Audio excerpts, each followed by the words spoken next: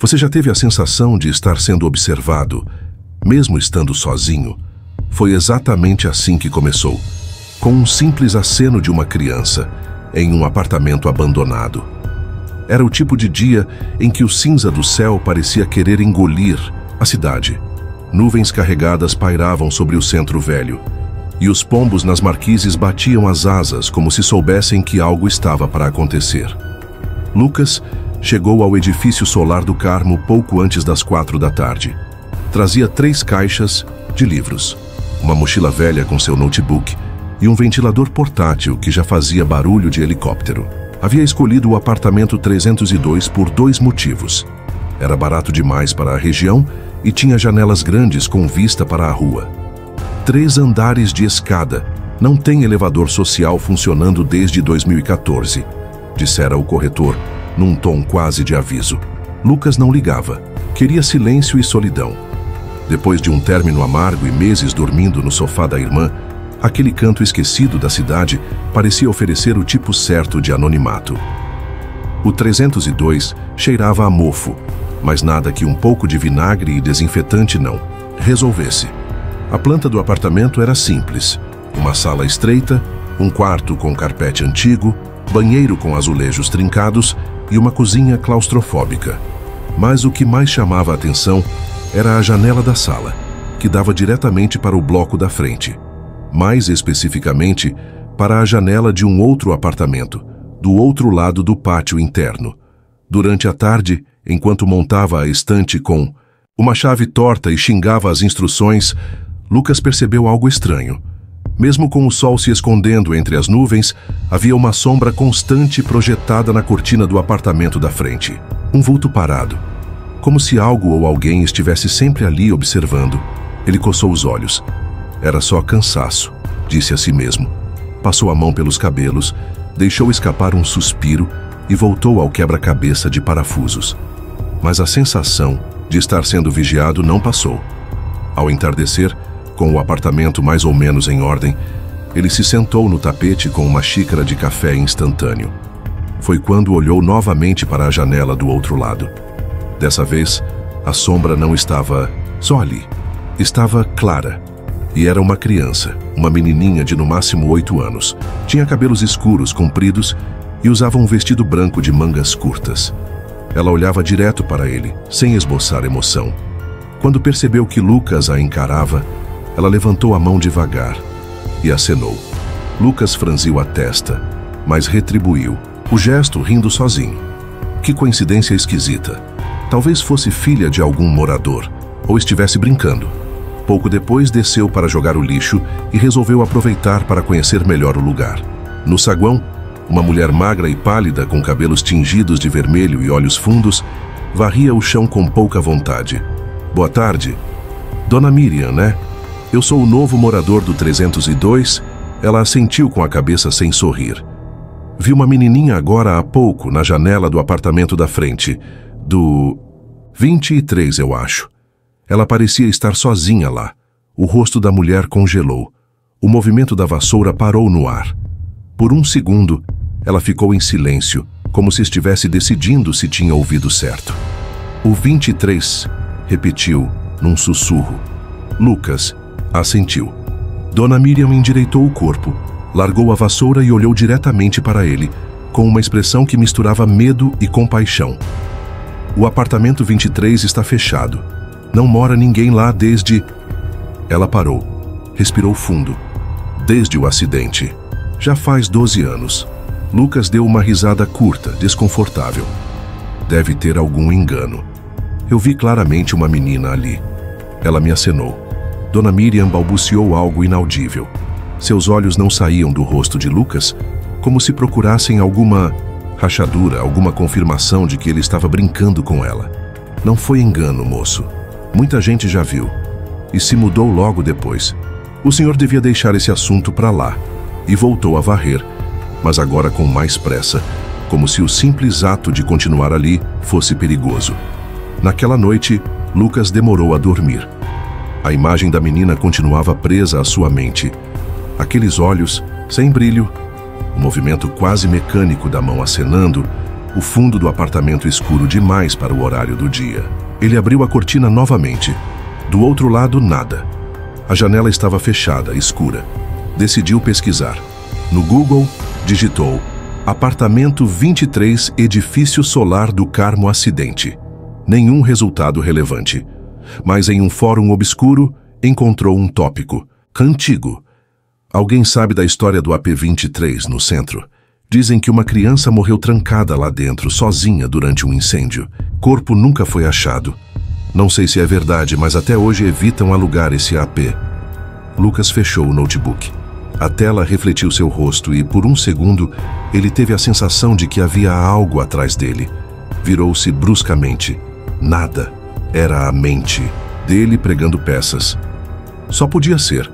Mas antes de se deitar, foi até a janela mais uma vez. E ali estava ela, a menina, no mesmo lugar, sem sorrir, acenando de novo. Dessa vez, Lucas não retribuiu o gesto. Ele apenas fechou a cortina e trancou a janela com um estalo seco.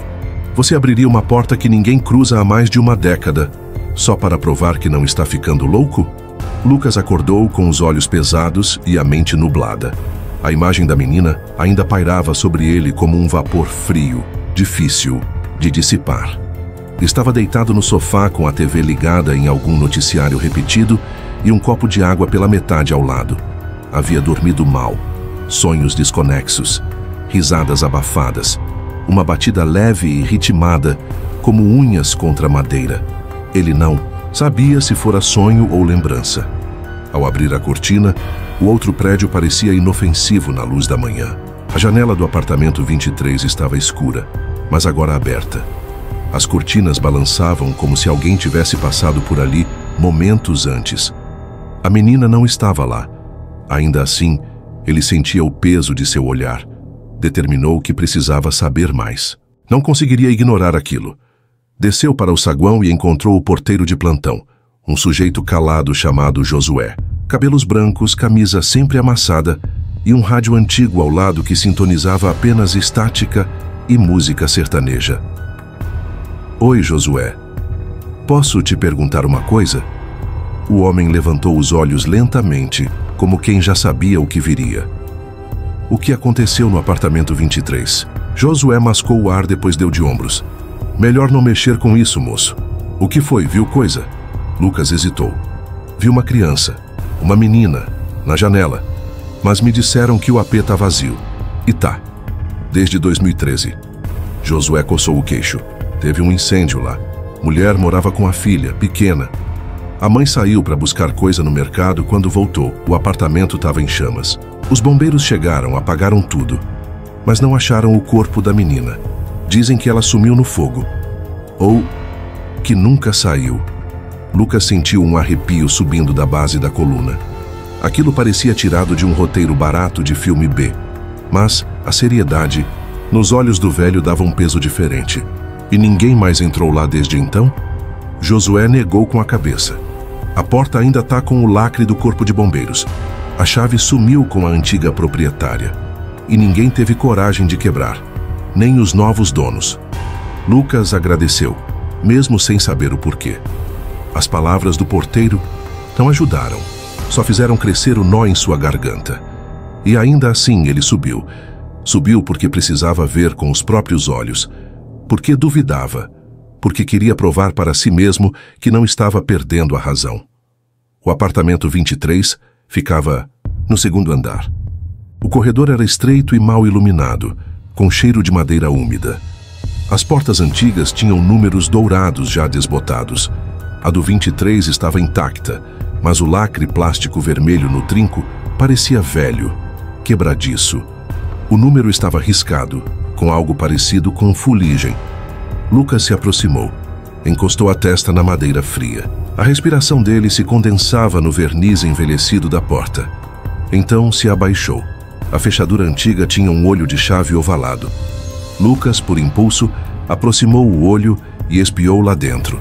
Era escuro, mas um movimento rápido, quase imperceptível, fez seu coração disparar. Algo havia se mexido lá dentro. Um sopro frio saiu da fechadura direto em seu rosto. Não era imaginário. Era ar gelado, vindo de dentro de um lugar fechado há 12 anos. Ele recuou bruscamente, o corpo trêmulo, e desceu de volta ao seu andar. Decidiu passar no apartamento 303, onde morava uma senhora idosa, que ele havia visto espiando por trás da porta outro dia. Dona Noêmia. Ela abriu depois de muita insistência, franzindo o senho com olhos turvos e pele de papel fino. "O senhor é o novo do 302? Lucas assentiu. "Vim perguntar sobre o que aconteceu no 23. Me desculpe se estou sendo invasivo, mas..." Ela soltou um suspiro pesado. "Vai acabar indo embora como os outros." "Os outros? Você não é o primeiro que viu a menina. Todo novo morador do 302 acaba vendo. É como se ela escolhesse quem mostrar o rosto." Lucas engoliu em seco. "Quem era ela?" "Helena. Tinha 7 anos. A mãe surtou depois do incêndio. Disseram que ela começou a ver a filha em todo canto, até que um dia se jogou do terraço. Desde então, ninguém fica muito tempo no seu apartamento." "Por quê?" "Porque o 302 vê direto para o 23. E é de lá que ela aparece." Lucas saiu do apartamento dela com mais perguntas do que respostas. A mente girava como se estivesse tentando montar um quebra-cabeça sem bordas. Voltou ao seu apartamento, sentou-se na beirada da cama e olhou mais uma vez pela janela. Era fim de tarde. A luz dourada já se escondia atrás dos prédios altos e as sombras cresciam no pátio entre os blocos. A janela do 23 continuava aberta e então ela apareceu. Dessa vez, sem aviso, sem movimento. Estava lá, no mesmo vestido branco, os cabelos escorridos sobre os ombros. Mas agora, a expressão era diferente. Não havia sorriso, não havia aceno. Ela apenas olhava, fixa, sem piscar. Os olhos dela pareciam fundos demais para uma criança, como poços, como janelas para algo que não devia ser visto. Lucas congelou. O tempo parecia parado. O tic-tac do relógio se calou. Só o som abafado da respiração dele preenchia o quarto. A menina não se mexia. E então, como num piscar, a cortina se fechou sozinha do lado de lá. Lucas recuou, tropeçou na beirada do tapete e caiu sentado. Seus olhos ardiam. Não sabia se tinha piscado ou se tinha sido real. Mas ele sabia que não estava sozinho. Não de verdade. A sensação era de que a fronteira entre os apartamentos não existia mais. Naquela noite, dormiu com todas as luzes, acesas, e mesmo assim não conseguiu evitar o sonho com a porta do 23 se abrindo, lentamente, com um estalo seco, e do outro lado, só escuridão, e aqueles olhos, observando. E se a presença não quiser só ser vista, mas lembrada? O que é mais assustador? Ouvir vozes, ou perceber que elas estão chamando seu nome. A madrugada chegou sem pedir licença. O relógio marcava 13h17 da manhã, quando Lucas acordou com uma sensação esquisita. Não de pesadelo, mas como se algo estivesse dentro do apartamento. Os olhos se abriram no escuro, mas os sentidos estavam alertas, como se cada centímetro de sua pele pudesse captar o ar carregado do quarto. Ele ficou parado, ouvindo. Nada no início. Depois, o som. Passos. Leves. Pequenos. Como se uma criança caminhasse descalça sobre o taco antigo da sala. Lucas segurou a respiração. Sentou-se devagar. Pegou o celular da mesinha de cabeceira, ativou o gravador de voz e deixou-o gravando com a tela para baixo, quase como se fosse um ritual. Então ouviu outro som. Um tilintar metálico, como sininhos, ou um brinquedo antigo balançando. Sentiu um arrepio subir do estômago até o pescoço. Levantou devagar, sem acender a luz, e caminhou até a porta do quarto. Abriu uma fresta. Silêncio. A sala estava vazia, mas o ar ali parecia diferente, mais frio, mais denso. Lucas voltou e pegou o celular. Parou a gravação e apertou o play, ajustando o volume ao máximo. Nos primeiros segundos, apenas o som ambiente, o farfalhar dos lençóis, a respiração dele. Então algo emergiu da gravação, um som grave, um ruído como estática seguido por um sussurro sutil, quase imperceptível. Lucas Ele pausou o áudio. O coração disparou. Suor escorreu pela testa. Reproduziu novamente. O som reapareceu. Lucas, me ajuda. A voz era infantil, feminina, dolorida, quase chorosa. Lucas ficou ali ouvindo em looping, as mãos tremendo. Aquilo não podia ser real. Ele tentava racionalizar. Um vazamento de som do apartamento vizinho. Um sonho. Uma alucinação. Decidiu ligar para alguém. Precisava de uma segunda opinião. Escolheu Caio, seu amigo de faculdade, o mais cético que conhecia. Lucas, a voz grogue do outro lado. Cara, preciso que você ouça uma coisa, por favor. Agora? São 3 da... É sério, mandou o áudio por mensagem, esperou. 1 minuto, 2. E aí? Tá mudo, Lucas. Você mandou o arquivo certo? Lucas sentiu o estômago virar. Como assim, mudo? Você não ouviu nada? Silêncio total, cara. Só tem ruído branco. O que era para eu ouvir? Nada. Esquece.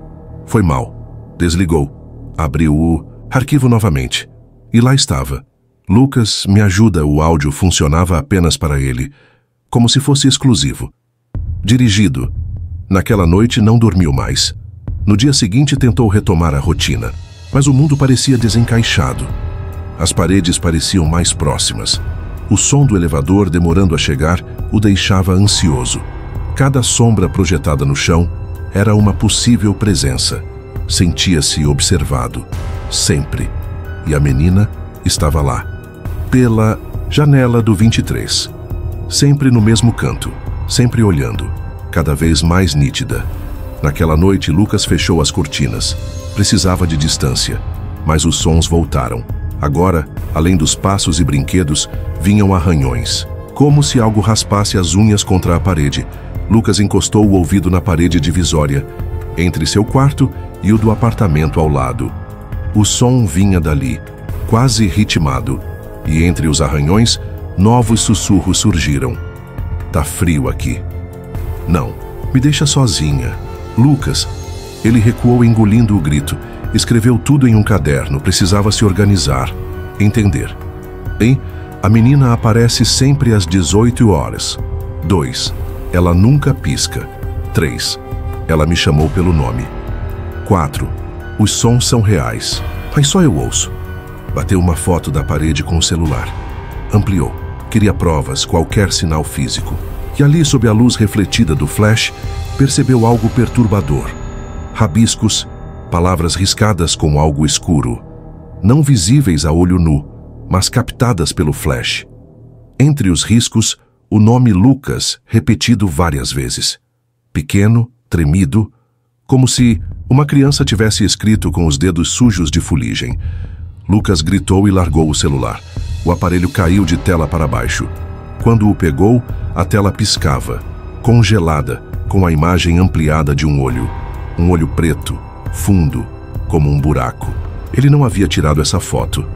Na manhã seguinte, foi até uma loja de artigos religiosos. Comprou sal grosso, arruda, cruzes. Espalhou pela casa como um exorcista amador. Mas nada parecia funcionar. Na terceira madrugada, os sons mudaram.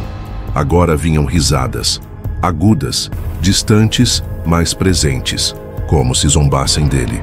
E então veio o toque na parede. 3 batidas leves, seguidas por outra frase. Abre a porta, Lucas. O terror era tanto que Lucas chorou. Pela primeira vez desde criança. Um soluço abafado, um corpo trêmulo. Quando olhou novamente para a janela, a menina estava mais próxima. Não estava mais na penumbra. Agora estava à frente do vidro.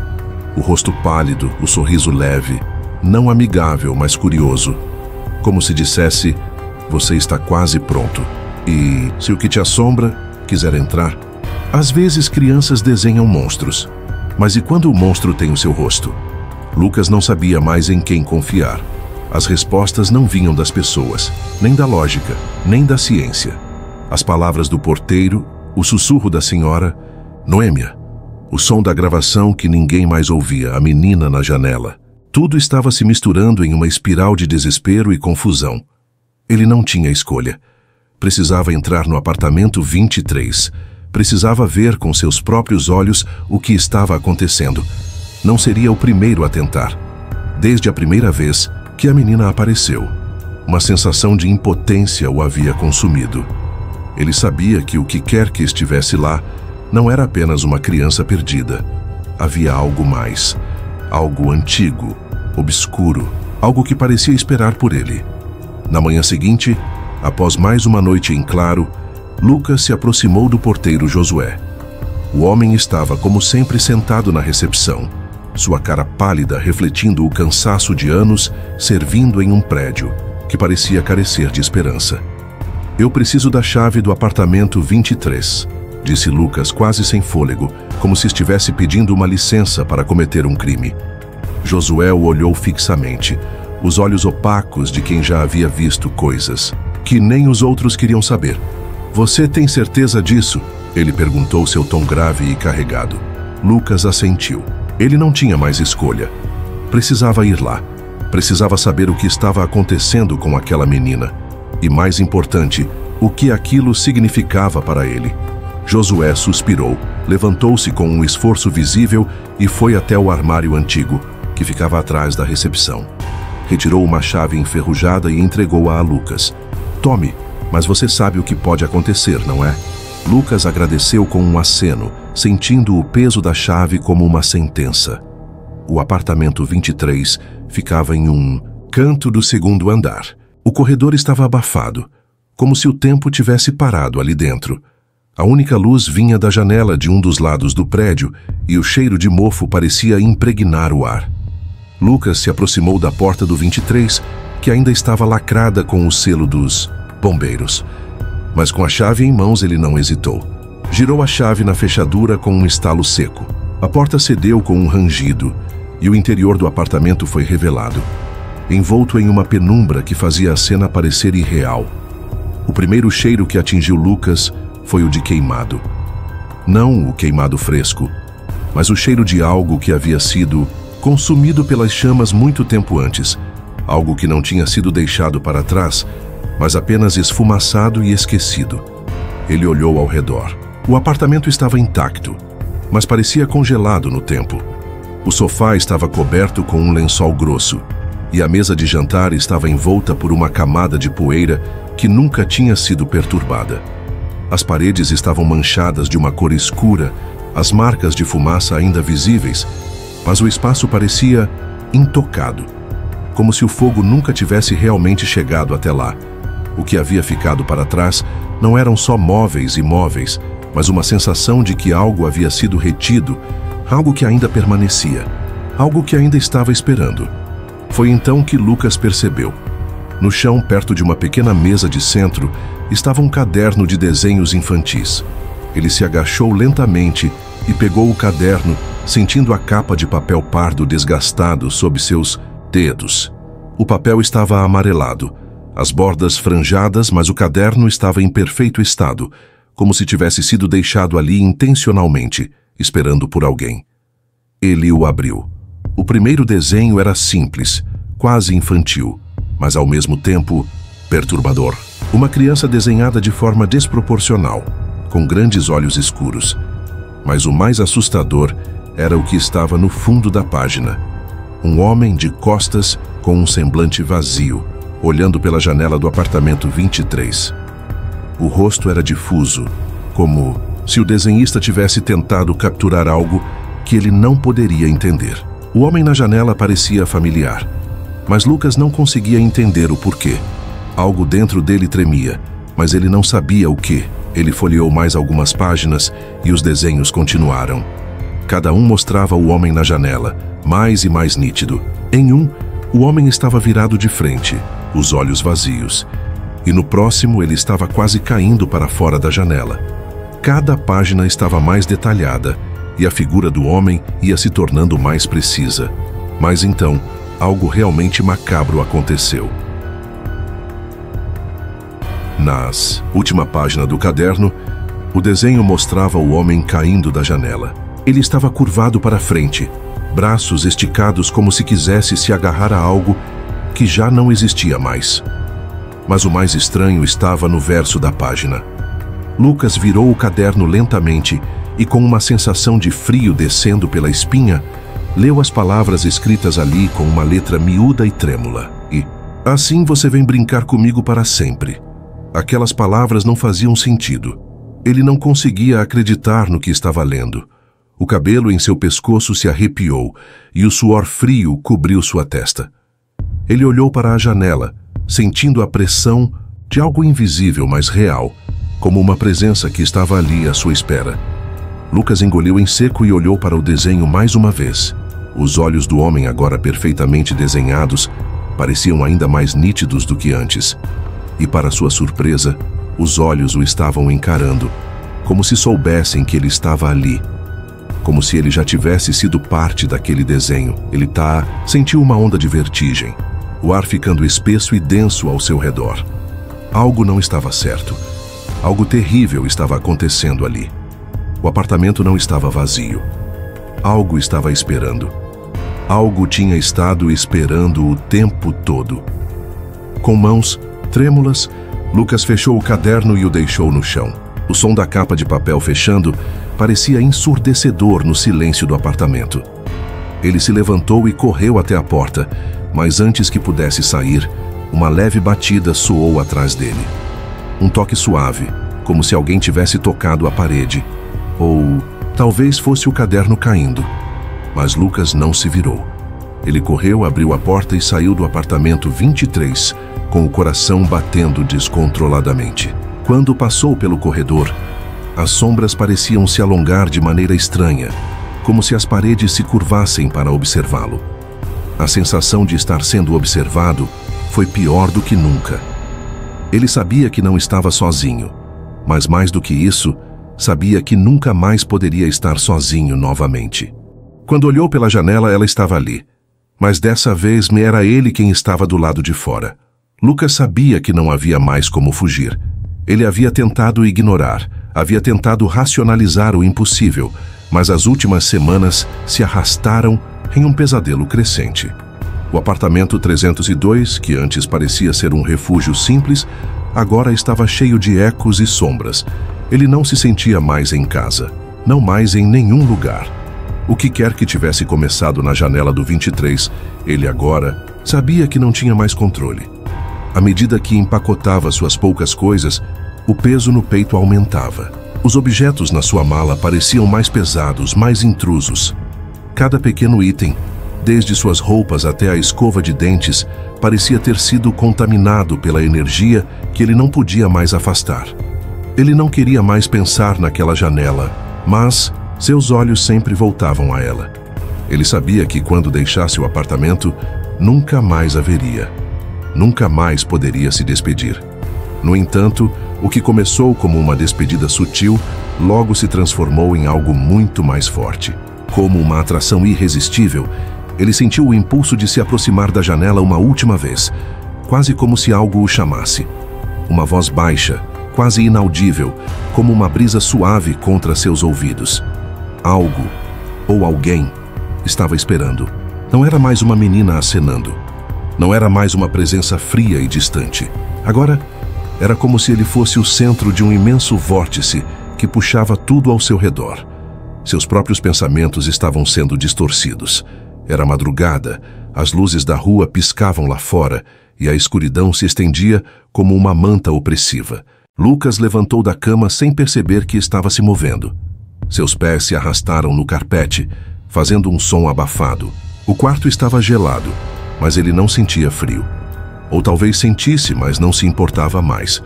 Tudo parecia distante. Ele estava em transe. Ao alcançar a janela, ele a abriu. O estalo da madeira velha ecoou no ar, mas nada parecia real. Tudo ao seu redor estava em silêncio. Silêncio absoluto, como se o mundo tivesse parado de existir, exceto por ele e pela janela. Lá estava ela, a menina. Ela estava, como sempre, na janela do 23, olhando fixamente para ele. Mas havia algo de diferente. Sua expressão estava mais calma, quase serena. Ela levantou a mão lentamente, como se estivesse esperando por ele. O gesto foi lento, meticulosamente feito. E Lucas sentiu sua própria mão se levantar como se estivesse sendo guiado por uma força invisível. Quando sua mão tocou a janela, ela respondeu. Seus dedos se moviam, uma pequena dança delicada. No vidro, ela acenou, e ele acenou de volta. Foi uma sensação estranha, como se tudo estivesse finalmente se encaixando.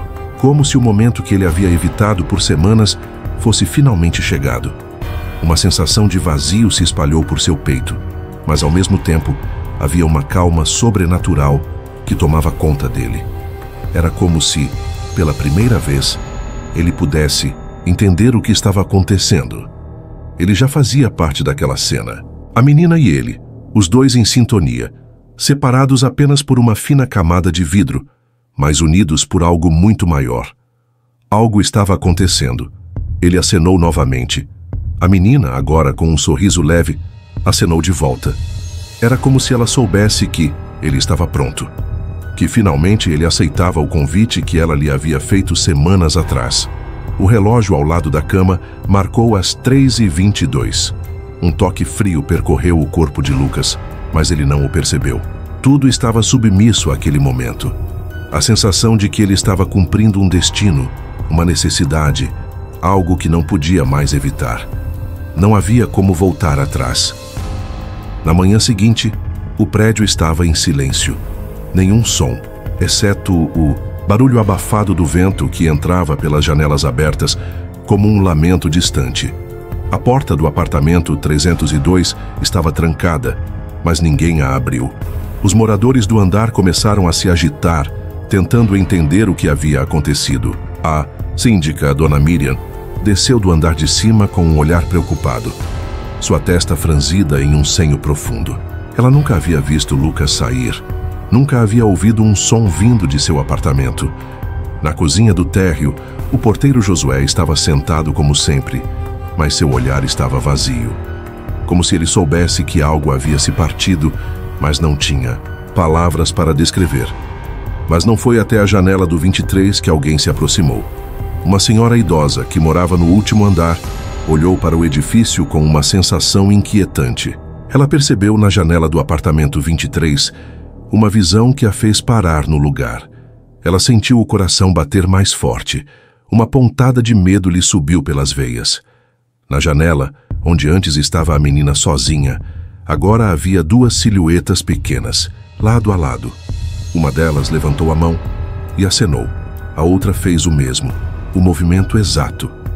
Dona Miriam, no corredor, estremeceu ao ver aquilo. Algo no fundo da sua mente dizia que o ciclo estava se completando. O prédio, o 23, o vazio da noite. Tudo estava em seus devidos lugares. As sombras, as figuras, as presenças. Elas estavam agora onde pertenciam, no lado de lá. Lá, onde ninguém mais poderia alcançá-los. E Lucas, agora parte daquelas silhuetas, acenava com a menina.